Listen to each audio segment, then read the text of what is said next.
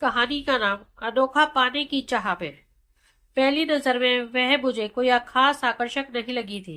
एक तरह से इतने दिनों का इंतजार खत्म हुआ था। 2 महीने से हमारे ऊपर वाला फ्लैट खाली पड़ा था। उसमें किराए पर रहने के लिए नया परिवार आ रहा है। इसकी खबर हमें काफी पहले मिल चुकी थी। उस परिवार में एक लड़की भी है। ये जानकर मुझे बड़ी खुशी हुई थी।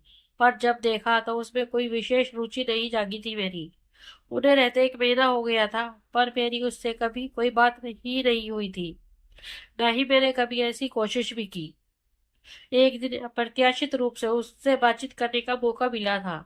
मेरे एक दोस्त की शादी में वे लोग भी आमंत्रित थे। उसने गुलाबी रंग का सलवार कुर्ता पहन रखा था। माथे पर साधारण सी बिंदी थी और बाल कंधों पर झूल रहे थे। चेहरे पर कोई खास मेकअप नहीं था। ना जाने क्यों उसका नाम जानने की इच्छा हुई तो मैंने पूछा, मैं आपके नीचे वाले फ्लैट में रहता हूँ, क्या आपका नाम जान सकता हूँ? रुचिका। और आपका? उसने मुस्कुराते हुए पूछा। सुमित, मैंने धीरे से कहा। सुमित मेरे चाचा के लड़के का भी यही नाम है। मुझे बहुत पसंद है यह नाम, उसने हंसते हुए कहा। उसके खुले व्यवहार को देखकर उससे बातें करने की इच्छा हुई, पर तभी उसकी सहेलियों का बुलावा आ गया और वह दूसरी ओर चली गई। पहली मुलाकात के बाद ऐसा नहीं लगा कि मैं उसे पसंद कर सकता हूँ। दूसरे दिन जब मैं दफ्तर जाने के लिए घर से बाहर आया तो देखा कि वह सीढ़ियां उतर रही है। वह मुस्कुराई। हेलो। हेलो। मैंने भी उसके अभिवादन का संक्षिप्त सा उत्तर दिया। बस इससे अधिक कोई बात नहीं हुई थी। इसके बाद बहुत दिनों तक हमारा आमना सामना ही नहीं हुआ। इस बीच मैंने उसके इस बारे में सोचा भी नहीं। मैं सुबह 9 बजे ही दफ्तर चला जाता और शाम को 7 बजे तक घर आ जाता था। एक ही इमारत में रहने के कारण धीरे धीरे मेरे और उसके परिवारों वालों का एक दूसरे के यहाँ आना जाना शुरू हो गया। खाने पीने की चीजों का आदान प्रदान भी होने लगा, पर मैंने किसी बहाने से कभी भी उसके घर जाने की कोशिश नहीं की थी। एक दिन माँ को तेज बुखार था। पिताजी दौरे पर गए हुए थे। मेरे दफ्तर में एक जरूरी मीटिंग थी, इसलिए छुट्टी लेना असंभव था। मैं परेशान हो गया कि क्या करूं, माँ को किसके हवाले छोड़कर जाऊं। तभी मुझे रुचिका की माँ का ध्यान आया। शायद वो मेरी कुछ मदद कर सके। यह सोचकर मैं उनके घर पहुंचा। दरवाजा रुचिका ने ही खोला। वह शायद कॉलेज के लिए निकलने की ही वाली थी। उसके चेहरे पर खुशी व आश्चर्य के भाव दिखाई दिए। आप आइए, आइए। आज सूरज पश्चिम से कैसे निकल आया है, बैठिए ना। नहीं, अभी नहीं बैठूंगा, जल्दी में हूँ। चाची जी कहाँ हैं? माँ, वे तो दफ्तर चली गई। ओ, तो वे नौकरी करती हैं? हाँ, आपको कुछ काम था? असल में माँ को तेज बुखार है और मैं छुट्टी नहीं ले सकता क्योंकि आज मेरी बहुत जरूरी मीटिंग है। मैं सोच रहा था कि अगर चाची जी होती तो मैं उनसे थोड़ी देर माँ के पास बैठने के लिए निवेदन करता, फिर मैं दफ्तर से जल्दी आता। खैर, मैं चलता हूँ। रुचिका कुछ सोचकर बोली, ऐसा है तो मैं बैठती हूँ चाची जी के पास, आप दफ्तर चले जाइए। पर आपको तो कॉलेज जाना होगा। कोई बात नहीं, एक दिन नहीं जाऊंगी तो कोई खास फर्क नहीं पड़ेगा, लेकिन आप निश्चिंत होकर जाइए, मैं 2 मिनट में ताला लगाकर आती हूँ। मैं आश्वस्त होकर ऑफिस चला गया। 3 बजे मैं घर आ गया। रुचिका माँ के पास बैठी एक पत्रिका में डूबी हुई थी। माँ उस समय सो रही थी।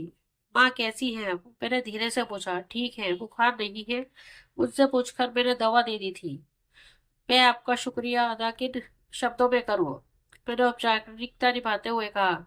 अब वे शब्द भी मैं ही आपको बताऊं? मैं हंसते हुए बोली, देखिए, मुझे कोई फिल्मी संवाद सुनाने की जरूरत नहीं है। कोई बहुत बड़ा काम नहीं किया है मैंने, कहकर मैं खड़ी हो गई। लेकिन मैंने उसे जबरदस्ती बैठा दिया। नहीं, ऐसा नहीं, चाय पीकर जाइएगा। मैं चाय बनाने रसोई में चला गया। तब तक माँ भी जाग गई थी। हम तीनों ने एक साथ चाय पी। उस दिन रुचिका मुझे बहुत अच्छी लगी थी। रुचिका के जाने के बाद मैं देर तक उसी के बारे में सोचता रहा। हमारा आना जाना वो अब बढ़ गया था। वे भी कभी कभी आती, मैं भी उसके घर जाने लगा था। फिर ये कभी कभी का आना जाना रोज में तब्दील होने लगा। जिस दिन वे नहीं मिलती थी, कुछ अधूरा सा लगता था। धीरे धीरे मेरे मन में रुचिका के प्रति आकर्षण बढ़ता जा रहा था। क्या मैं वास्तव में उसे चाहने लगा था? इसका निश्चय मैं स्वयं ही नहीं कर पा रहा था। उसका आना, उसे देखना, उससे बातें करना आदि अच्छा लगता था। पर एक बात जो मेरे मन में शुरू से ही बैठ गई थी कि वे बहुत सुंदर नहीं है, हमेशा मेरा निश्चय डगमगा देती। अपनी कल्पना में शादी के लिए जैसी लड़की मैंने सोची रखी थी, वह बहुत ही सुंदर होनी चाहिए थी। लंबा कद, दुबली पतली, गोरी, तीखे ने नक्श मेरे खींचे हुए काल्पनिक खाके में रुचिका फिट नहीं बैठती थी। केवल यही बात उससे मुझे कुछ भी कहने से रोक दे लेती थी। रुचिका ने भी कभी कुछ नहीं कहा मुझसे, पर उसे भी मेरी मौजूदगी पसंद थी। उस इसका एहसास मुझे कभी कभी होता था, पर मैंने कभी आजमाना नहीं चाहा। मैं स्वयं ही इस संबंध में कोई निर्णय नहीं ले पा रहा था और ही मैं कुछ कह पा रहा था। एक दिन रुचिका पिकनिक से लौटकर मुझे वहां के किस्से सुनाने लगी। बातों ही बातों में उसने बताया, आज हम लोग पिकनिक पर गए थे। वहाँ एक ज्योतिषी बाबा थे। सब लड़कियां उन्हें हाथ दिखा रही थी। मैंने भी अपना हाथ दिखा दिया। वैसे मुझे इन बातों पर कोई विश्वास नहीं है, फिर भी न जाने क्यों दिखा ही दिया। जानते हैं उसने क्या कहा? क्या? मैंने उत्सुकतावश पूछा। रुचिका ज्योतिषी की नकल करते हुए बोली, बेटी, तुम्हारे भाग्य में 2 शादियां लिखी हैं। पहली शादी के 2 महीने बाद तुम्हारा पति मर जाएगा, लेकिन दूसरी शादी के बाद तुम्हारा जीवन सुखी हो जाएगा। कहकर रुचिका खिलखिलाकर हंस पड़ी, लेकिन मैं सर रह गया। इस बात को कोई तूल न देते हुए वे आगे भी कई बातें बताती गए, पर मैं कुछ न सुन सका। बचपन से ही दादा दादी, माँ और पिताजी को ज्योतिषियों पर विश्वास करते देखा था। हमारे घर सुखेश्वर स्वामी हर महीने आया करते थे। वे गिरोह व नक्षत्रों की स्थिति देखकर जैसा करने को कहते थे, हम वैसा ही करते। ज्योतिष पर मेरा दृढ़ विश्वास था। रुचिका की कही बात इतनी गहराई से मेरे मन में उतर गई कि उस रात में सो नहीं सका। करवटें बदलते हुए सोचता रहा कि मैं तो रुचिका के साथ जीना चाहता हूँ, मरना नहीं। फिर क्या उसकी दूसरी शादी मुझसे होगी? मगर मैं तो शादी ही नहीं करना चाहता था। फिर कैसा तनाव हो गया था मेरे मस्तिष्क में। मैं अगले कई दिनों तक रुचिका का सामना नहीं कर सका। किसी न किसी बहाने उससे दूर रहने की कोशिश करने लगा, मगर 2-3 दिनों में ही वे सब कुछ समझ गई। एक शाम में अपनी बालकनी में बैठा था कि तभी रुचिका आई और मेरे पास ही चुपचाप खड़ी हो गई। मैं कुछ नहीं बोल पाया तो वे काफी देर तक खड़ी रही, फिर पलटकर वापस जाने लगी तो मैंने पुकारा, रुचिका हूँ। वे मेरी ओर मुड़ी। उसकी भीगी पलकें देख कर मैं वाह विहल हो उठा। रुचिका, क्या हुआ? तुम मुझसे ऐसी क्यों? क्या गलती हो गई जो आप मुझसे नाराज हो? ये 3 दिन बरसों के समान भारी थे मुझ पर। क्यों तो एक पल भी आपके बिना वाक्य पूरा करने से पहले ही उसकी आवाज रुक गई और वह भागकर बाहर चली गई। मैं अवाक सा कुर्सी पर बैठ गया। मेरे हाथ पैरों में इतनी हिम्मत नहीं रह गई थी कि उठकर उसे रोकता और उससे कह देता, हाँ रुचिका, मैं भी तुम्हारे बिना नहीं रह सकता। रुचिका चली गई थी। उसकी बातें सुनकर मैं बेचैन सा हो उठा। मैं वास्तव में मुझे चाहती थी, इस बात का मुझे यकीन नहीं हो रहा था। मैंने खाना पीना सोना सब भूल गया। निर्णय लेने की शक्ति जैसे समाप्त हो चुकी थी। रुचिका के इजहार के बाद में भी उससे मिलने का साहस नहीं जुटा पा रहा था। इसके बाद रुचिका मुझे बहुत दिनों तक दिखाई नहीं दी। एक दिन अचानक पता चला कि उसे कुछ लोग देखने आ रहे हैं। एकाएक मैं बहुत परेशान हो गया। इस बारे में तो मैंने सोचा ही नहीं था। लड़का खुद भी रुचिका को देखने आ रहा था। रुचिका बहुत गंभीर थी। मेरा उससे सामना हुआ, पर वह कुछ नहीं बोली। दूसरे दिन पता चला कि उन्होंने रुचिका को पसंद कर लिया है। अब सगाई की तारीख पक्की करने की फिर आएंगे। ये सुनकर मुझे ऐसा लगा जैसे मेरी कोई बहुत प्रिय चीज मुझसे छीनी जा रही हो। लेकिन उस वक्त मैं बिल्कुल बेजान सा हो गया था, जैसे कुछ सोचने और करने की हिम्मत ही न रह गई हो। सारा दिन अकेले बैठकर सोचता कि अगर रुचिका सचमुच मुझे पसंद करती है तो उसने किसी और से शादी के लिए हाँ क्यों कर दी? फिर वह इतनी सुंदर भी नहीं जितनी मैं चाहता हूँ।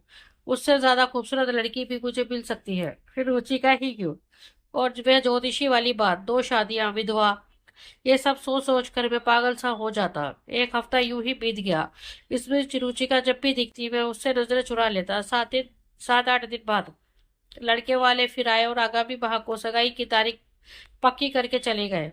तो मैं एक खोया खोया सा रहने लगा। सगाई की तारीख पक्की होने के बाद रुचिका फिर मेरे घर आने जाने लगी। फिर भी आती, जब भी आती मुझसे पहले की तरह बातें करती, पर मैं असामान्य हो चला था। शादी के विषय में ना मैंने उससे कोई बात की थी और ना ही बधाई दी थी। रुचिका के घर सगाई की तैयारी शुरू हो गई थी। सगाई व शादी में 10 दिनों का अंतर था। मैं अपना मानसिक तनाव कम करने के लिए दूसरे शहर अपनी बुआ के घर चला गया था। वहीं पर 20-25 दिनों तक रुका रहा, क्योंकि रुचिका की शादी देख पाना असहाय था मेरे लिए। जब मैं वापस आया, रुचिका ससुराल जा चुकी थी। मैं अपना मन काम में लगाने लगा, मगर मेरे दिल और दिमाग पर रुचिका का ख्याल इस कदर हावी था कि उसके अलावा मैं कुछ सोच ही नहीं पाता था। कुछ दिनों के बाद मेरे घर में भी मेरी शादी की बात छिड़ गई। माँ ने कहा, अब तेरे लिए लड़की देखनी शुरू कर दी है मैंने। नहीं नहीं, अभी रुक जाइए 2-3 महीने, मैंने माँ से कहा। क्यों, 27 वर्ष का तो हो गया है, अधेड़ होकर शादी करेगा क्या? फिर ये 2-3 महीने का क्या चक्कर है? मैं ये सब नहीं जानती। ये देख, 3 फोटो है, इनमें से कोई पसंद हो तो बता दे। माँ का मन रखने के लिए मैंने तीनों फोटो देखी थी। देख, इसके नक्श काफी आकर्षक लग रहे हैं, रंग भी गोरा है, कद 5 फीट 4 इंच है। पर मुझे उस समय कोई सुंदरता नजर नहीं आ रही थी। फोटो में मुझे रुचिका ही दिखाई दे रही थी। मैंने माँ से कहा, नहीं माँ, अभी थोड़ा रुक जाओ। क्यों, क्या तू कोई लड़की पसंद कर रखी है? देर करने का कोई कारण भी तो होना चाहिए। मैं चुप रह गया, क्या जवाब देता। पर मैं सचमुच इंतजार कर रहा था कि कब रुचिका विधवा हो और कब मैं अपने मन की बात उससे कहूँ। शादी के 2 महीने बाद रुचिका पहली बार मायके आई, तो हमारे घर भी आई। शादी के बाद मैं बहुत बदल गई थी। साड़ी में उसे देखकर मन में हुक सी उठी कि रुचिका तो मेरी थी। मैंने इसे किसी और के की कैसे हो जाने दिया। कैसी हो रुचिका, मैंने पूछा था। अच्छी हूँ। खुश हो? हाँ, बहुत खुश हूँ। आप कैसे हैं? ठीक हूँ। तुम्हारे पति का स्वास्थ्य कैसा है? अचानक ही वे ये अटपटा सा प्रश्न कर बैठा था। वह आश्चर्य से मेरी ओर देखते हुए बोली, क्यों, क्या हुआ है उन्हें? नहीं, यूं ही पूछा था। मैंने हड़बड़ा कर पद को संभाला। वे तुम्हारे साथ नहीं दिखे इसलिए। ओ, लेकिन वे तो मेरे साथ ही आए हैं, घर पर आराम कर रहे हैं। अच्छा। रुचिका चली गई। उसे खुश देखकर मेरा मन बुझ गया। उससे दूर जाकर जब उसे कुछ महसूस नहीं हुआ, तो मैं ही क्यों पागलों की समान उसकी राह देखता रहूं। रुचिका के ख्याल को मेरे दिमाग से झटक देना चाहा। इस बीच माँ रोज ही किसी न किसी लड़की का जिक्र मेरे सामने छेड़ देती, लेकिन मैं टालता रहता, क्योंकि मन में एक आशा बंधी थी कि शायद जोशी की बात सच हो जाए। वक्त धीरे धीरे सरकता गया। देखते ही देखते 4 साल बीत गए। मैं इंतजार करता रहा, पर ज्योतिषी की भविष्यवाणी सत्य सिद्ध नहीं हुई। रुचिका अपने पति के साथ हंसी खुशी जीवन व्यतीत कर रही थी। मैं अपना सब कुछ खो चुका था। ये 4 साल मुझ पर एक सदी से भी भारी थे। एक एक पल मैंने किसी मनचाही खबर के इंतजार में गुजारा था, लेकिन वह समाचार मुझ तक कभी नहीं पहुंचा। मैं बहुत स्थायी हो गया था। स्वार्थ इंसान को इस कदर नीचे गिरा देता है। आज सोचता हूँ तो आत्मग्लानि से भर उठता हूँ। माँ बहुत बीमार थी। उस दिन वे मुझसे रोते हुए बोली, सुमित, तू मुझे चैन से मरने भी देगा या नहीं? एक दिन उन्होंने मुझे शादी के लिए मजबूर कर दिया। मैं मन से रुचिका का था। ये बात मैं उन्हें कैसे बताता? माँ से तो क्या, ये बात मैं किसी से भी नहीं कह पाता था। रुचिका से भी नहीं। काश मैंने उससे इस संबंध में कुछ कह दिया होता।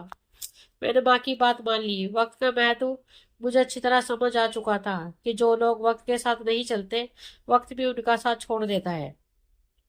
अक्सर मैं सोचता कि रुचिका की शादी तय होने के वक्त मैं कहा था। सड़क के किनारे दूरी रमाए किसी ज्योतिषी ने रुचिका से यूं ही कुछ कह दिया, और मैंने आंखें मूंद कर उस पर विश्वास कर लिया, जबकि रुचिका ने खुद उसका विश्वास कभी नहीं किया। न जाने क्यों उस वक्त मैं अपार सुंदरता को पाना चाहता था। आत्मविश्वास की कमी या निर्णय ले पाने की अक्षमता में मैंने खुद ही फिर सुनहरा अवसर खो दिया था। कुछ अनोखा पाने की चाह में जो कुछ सामने था उसे स्वीकार ही नहीं कर सका और भटकता रहा।